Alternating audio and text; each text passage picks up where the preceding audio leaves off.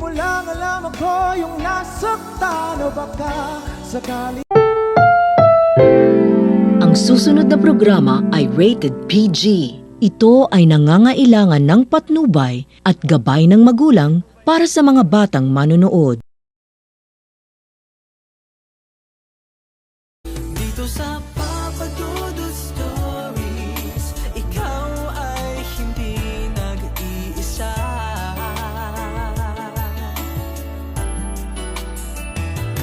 Dito sa Papa Dudut Stories, may nagmamahal sa'yo. Papa Dudut Stories,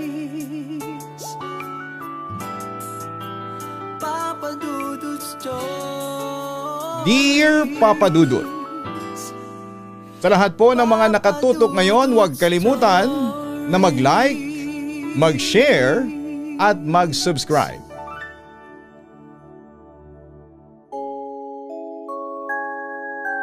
Ako po si Celeste, isang babaeng tahimik at introvert at madalas akong makinig sa inyo sa online tuwing gabi habang nagpapahinga sa aking bahay dito sa GSIS Village